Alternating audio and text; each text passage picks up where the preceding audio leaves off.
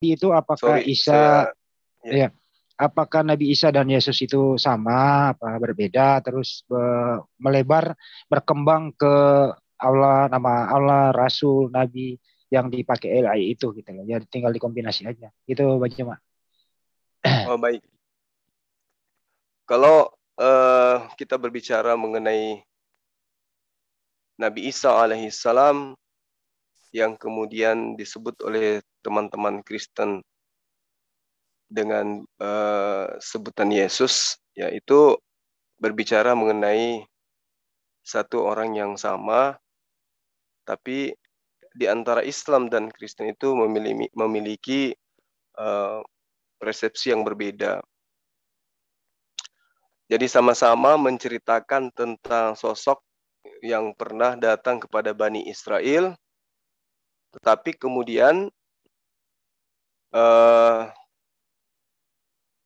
oleh umat Islam diimaninya hanya sebatas sebagai rasul, sebagai nabi. Nah, sementara oleh orang Kristen dianggapnya Yesus itu adalah lebih dari kapasitasnya hanya sebagai manusia, melainkan diimani sebagai Tuhan yang datang kemudian inkarnasi menjadi manusia. Nah, kalau menurut saya pribadi bahwa pegangan yang kemudian dijadikan sahabat Kristen sebagai pegangan, sebagian dari mereka itu mengatakan bahwa Yesus itu bukan Nabi Isa alaihissalam. Tetapi yang rancu kemudian ketika mereka mengakui Nabi Isa bukan Yesus, itu mereka mengambil kata Injil di dalam Al-Quran. Ya, kalau mereka mengatakan Evangelion di dalam bahasa Yunani, tapi faktanya ketika dia masuk ke bahasa Indonesia, Evangelion itu hilang, kemudian mengambil kata Injil yang murni dari Al-Quran. Nah, nanti kalau misalnya ditanya teman Kristen, oh tidak, Injil itu ambilnya dari bahasa Yunani. Itu alasan teman-teman dari Kristen. Kemudian, ketika berbicara mengenai kitab suci, di mana Yesus itu ditengarai datang menurut Al-Quran, diberi sebuah pengajaran yang kemudian Al-Quran sebut dengan sebutan Alkitab. Ya, Alkitab ini adalah nama dari Al-Quran, nama dari Torah, nama dari Mazmur, nama dari Injil. Nah, lagi-lagi penolakan ini kemudian tidak berimbang, karena ditolaknya Nabi Isa alaihissalam itu disebabkan karena Nabi Isa oleh umat Islam hanya sebagai rasul, sementara Yesus itu adalah sebagai Tuhan. Sedangkan ajaran-ajaran yang berkaitan dengan Nabi Isa alaihissalam itu masih mereka gunakan di dalam kitab yang sahabat Kristen imani. Di situ masih ada kata Allah, di situ masih ada kata Alkitab, masih ada kata Rasul, dan seterusnya. Nah, artinya bahwa teman-teman Kristen ini itu tidak memiliki dasar pijakan yang jelas. Apa dasarnya mengatakan Yesus itu bukan Nabi Isa alaihissalam? Secara data. Gitu. Sementara kita memahami bahwa Nabi Isa ya, atau sosok Nabi yang datang kepada Bani Israel yang kemudian disebut Nabi Isa dan oleh Kristen sebut Yesus, itu adalah seorang yang menggunakan bahasa Aram. Sehingga penamaan yang kemudian diberikan oleh orang tuanya tidak mungkin bernama Yesus. Ya, tidak mungkin bernama Yesus. Karena Yesus itu adalah nama yang identik dengan orang Yunani. Sementara dikenal pada masa itu tanah Yudea, tempat lahirnya Yesus ya, di Nazaret atau di Yerusalem, itu adalah wilayah yang butuh pembebasan. Mereka butuh Mesias. Kenapa orang-orang Yahudi itu butuh Mesias? Karena mereka butuh dibebaskan layaknya moyang mereka dibebaskan dari perbudakan Mesir. Ya, sehingga bagaimana mungkin kemudian orang yang ingin bebas dari penjajah ketika melahirkan anaknya diberi nama dengan nama penjajah. Itu nggak mungkin. Sehingga Kalau kita berbicara mengenai sejarah daripada bahasa-bahasa keturunan Abraham, maka tidak lain dan tidak bukan Nabi Isa alaihissalam itu lebih dekat daripada Yesus. Bahasa Ibrani, bahasa Arab itu adalah bahasa serumpun. Ya, layaknya bahasa Indonesia dan bahasa Malaysia. Jadi nama-nama yang ada di Malaysia dengan nama-nama yang digunakan oleh penduduk Indonesia dengan Malaysia itu ada kemiripan. Kenapa? Karena mereka satu rumpun, ya, boleh dibilang satu rumpun mereka itu. Sama dengan Ibrani, Aram dan juga Arab. Jadi itu nggak bisa dirubah-rubah. Makanya ketika bahasa Arab itu dikaji dengan menggunakan pendekatan bahasa Ibrani, itu ada kesamaan. Ada kesamaan, baik sejarah-sejarah maupun sumber daripada bahasa ini sendiri. Nah, sementara nama Yesus itu adalah penamaan yang kemudian dinobatkan oleh orang-orang Yahudi Yunani terhadap sosok yang mereka inginkan menjadi objek yang adalah jelmaan Tuhan mereka. Nah, pertanyaan yang muncul kemudian adalah ketika nama Yesus itu tidak diambil, atau nama Alkitab itu tidak diambil, atau pengajaran yang Bani Israel ajarkan itu seperti ajaran Torah itu tidak diambil, meski dibatalkan kemudian, maka ajaran yang tadinya adalah merupakan ajaran kuno dari Romawi itu tidak bisa menyembunyikan identitas. Karena kita pahami, Kristen juga pahami, Islam juga pahami bahwa Romawi, Yunani, sebelum datangnya agama yang menyebut mereka dengan nama Kristen, yaitu konsep itu sudah ada.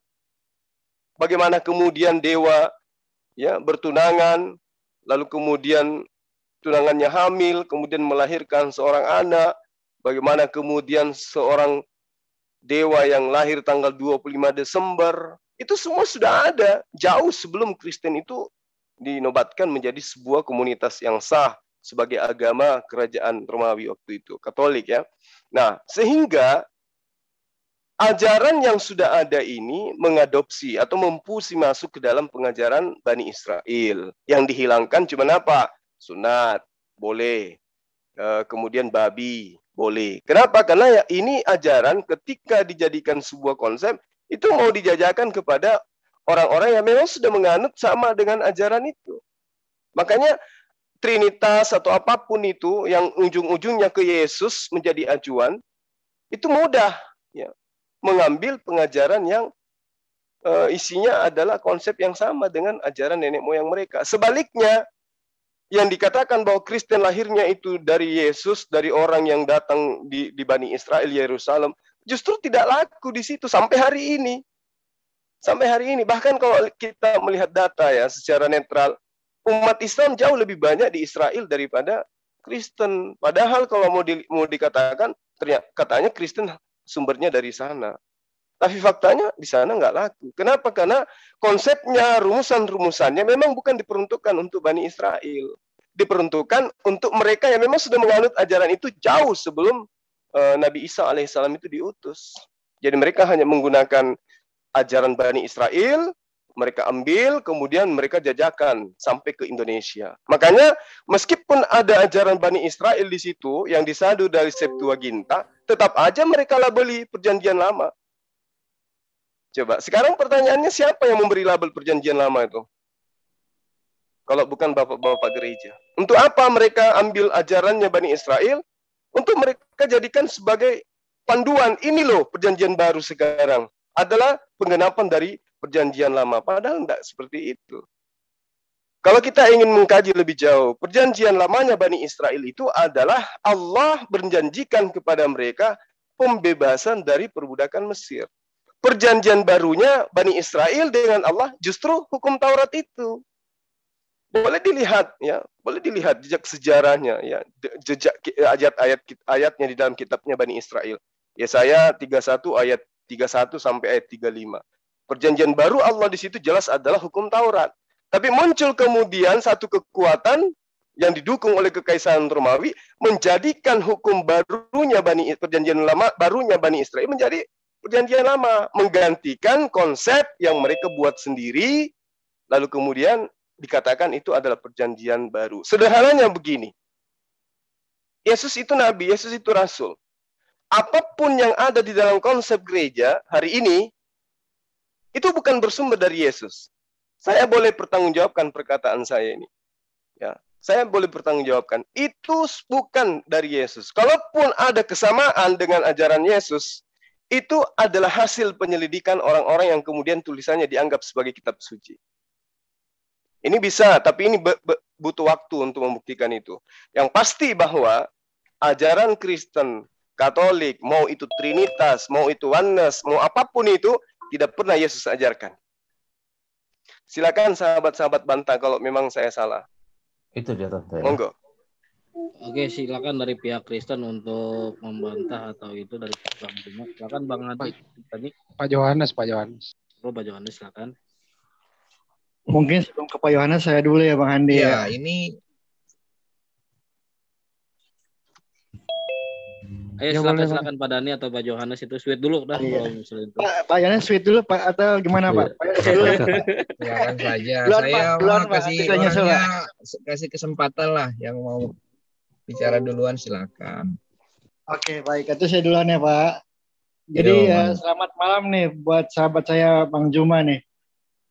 Saya pernah berdialog sama Bang Juma ya. Jadi pada dasarnya saya setuju ya dan sepaham sebenarnya dengan pemahaman Bang Juma tentang Alkitab dan khusus tentang Yesus. Kami sepaham, nggak ada perbedaan gitu.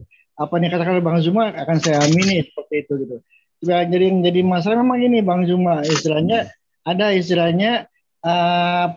unsur-unsur Helenis yang dimasukkan ke dalam kekristenan awal itu yang jadi masalah sehingga wajah Kristen yang tadinya monoteis berubah menjadi politeis yang saya sebut politeis malu-malu ya. Jadi Trinitas itu adalah politeisme yang malu-malu gitu. Jadi karena si Kaisar ini saya pengen mensinkretis antara ajaran yang Kristen yang udah mulai berkembang di negara dia dengan ajaran nenek moyang dia, akhirnya timbullah ajaran-ajaran seperti Trinitas ini Pak. Jadi mencoba untuk menyelaraskan ajaran Yesus yang adalah Yahudi dengan ajaran Yunani atau Romawi seperti itu yang politeis. Itu yang menjadi perpecahan dalam kekristenan awal itu antara kaum Arian dan kaum Athanasius gitu loh. Yang punya paham Arian punya paham berakar pada ajaran Yahudi, sedangkan Athanasius berakar pada ajaran Yunani atau Romawi seperti itu kira-kira Bang Juma.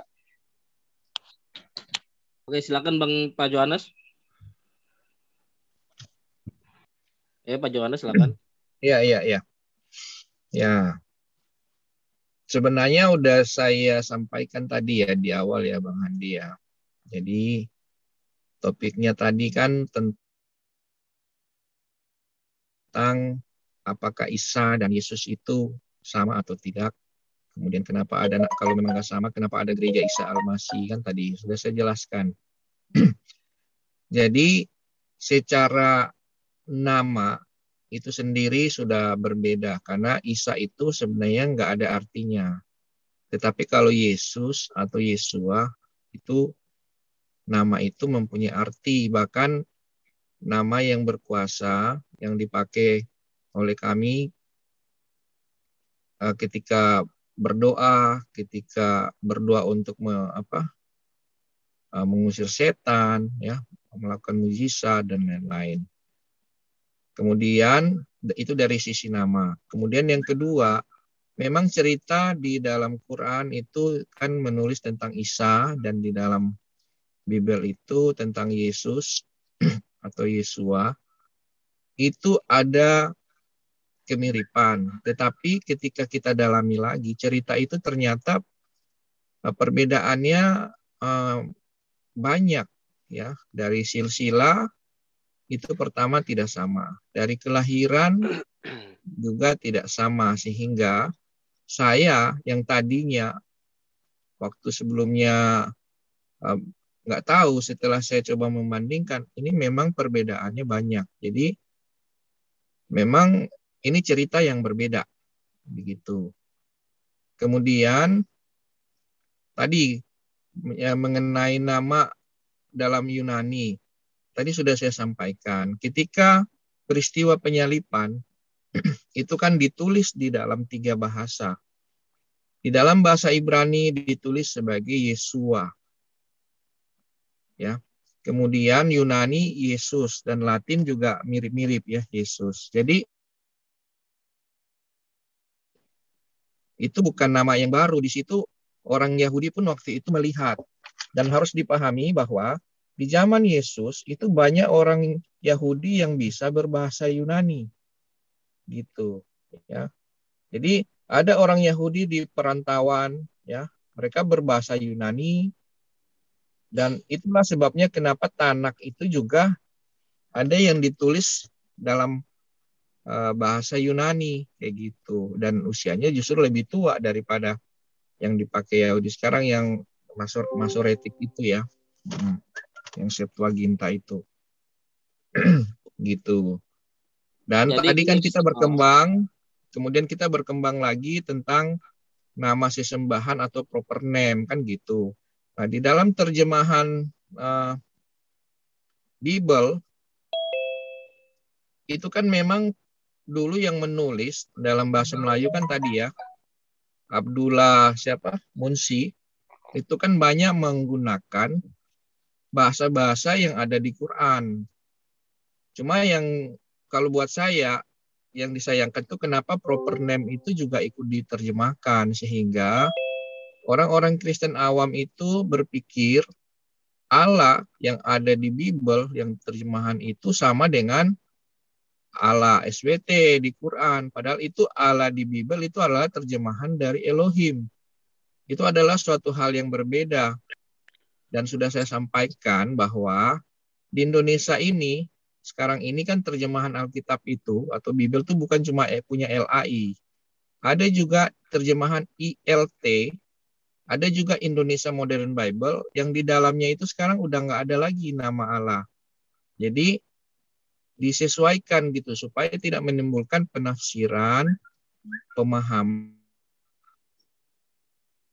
yang berbeda, terutama buat orang Kristen yang awam, kayak begitu. Nah, kemudian yang disampaikan tadi oleh Bang Suma gitu ya,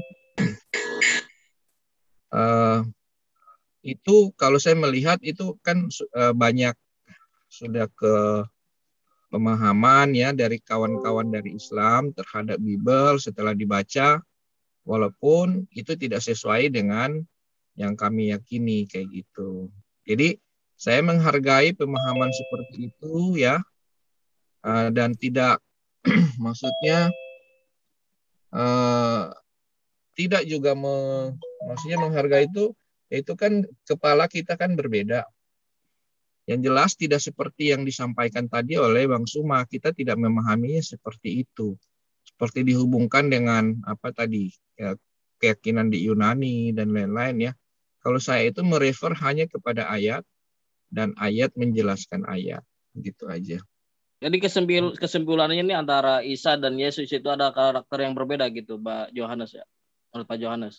Sebelum ya sudah saya sampaikan tadi dari sisi nama itu Isa dan Yesus itu berbeda karena Isa nggak ada artinya.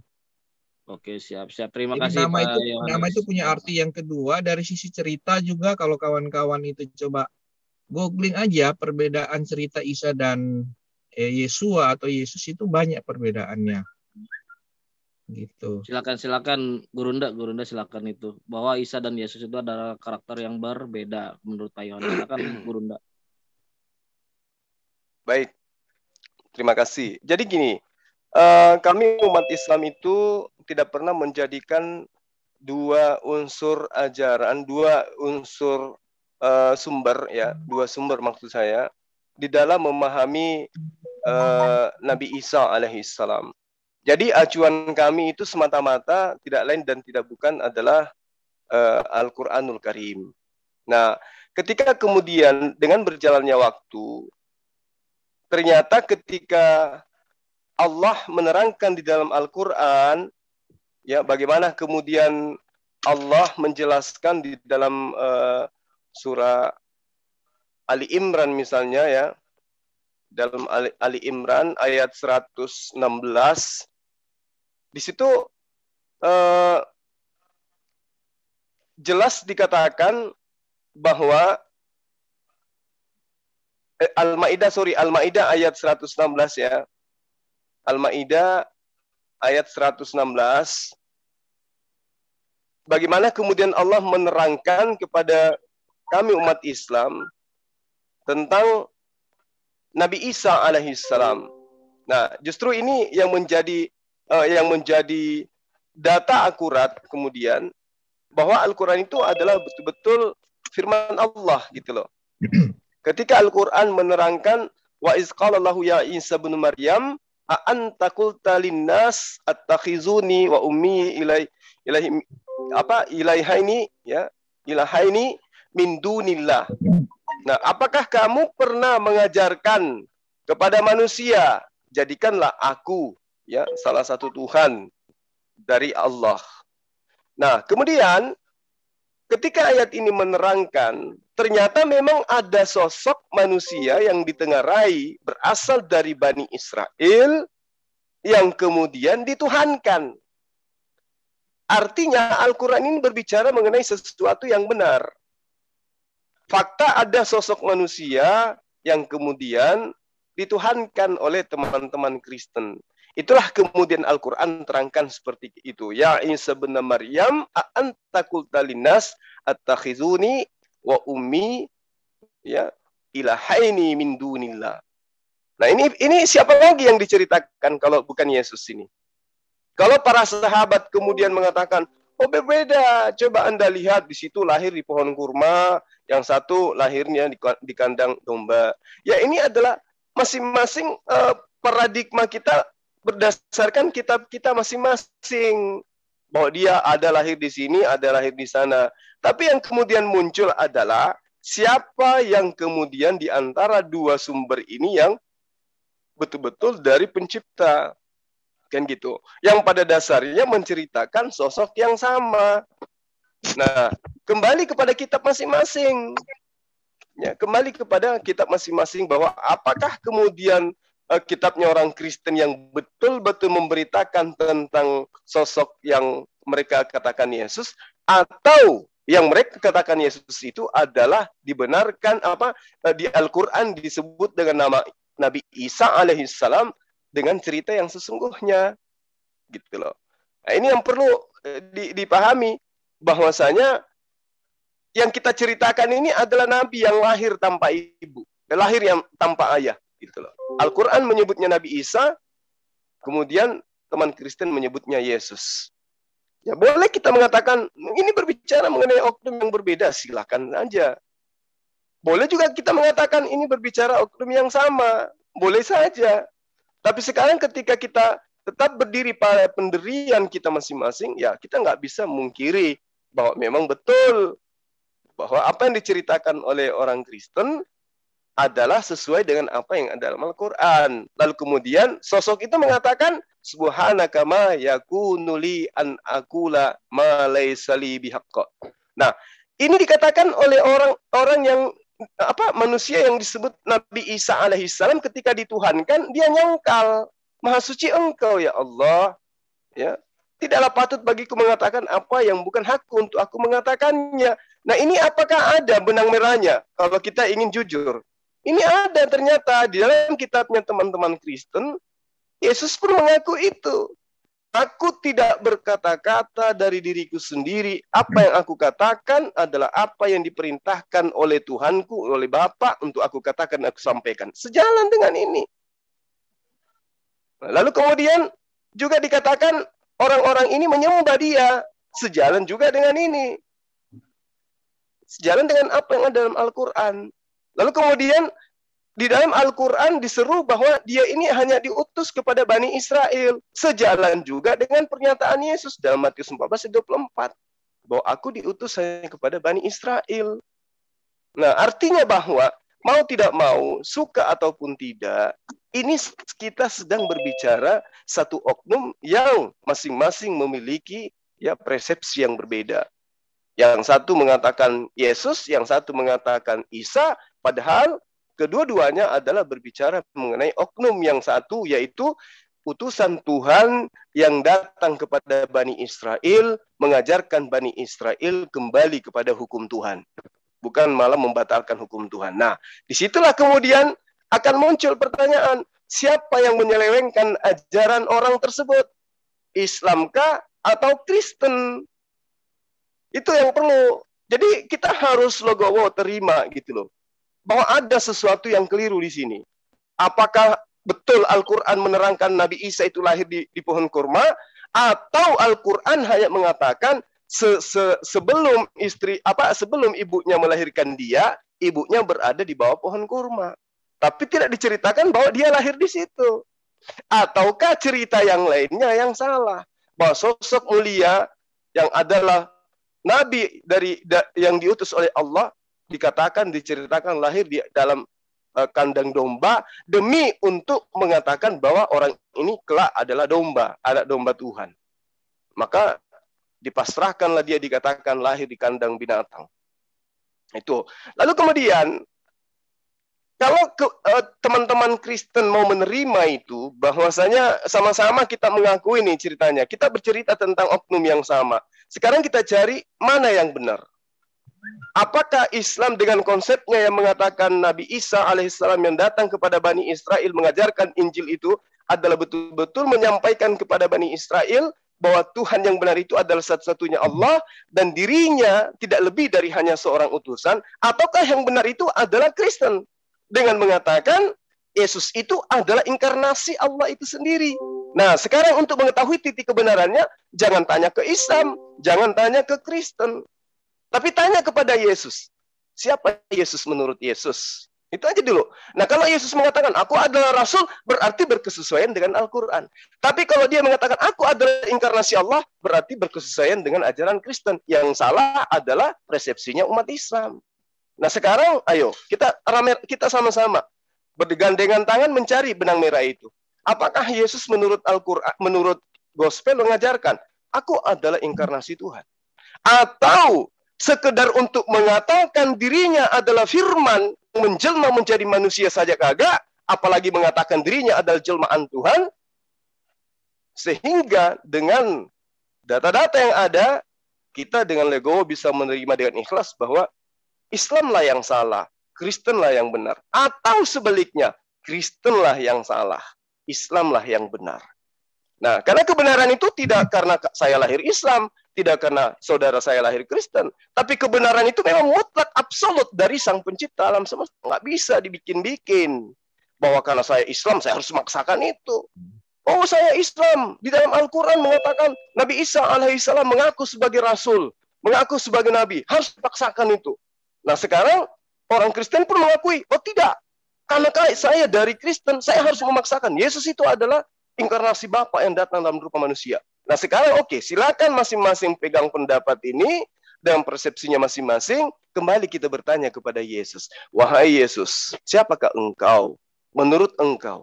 Karena engkau adalah jalan keselamatan dan hidup. Siapa yang mendengarkan perkataanmu, siapa yang mengikuti pola hidup keberagamaanmu, maka dialah yang mendapatkan hidup yang kekal itu.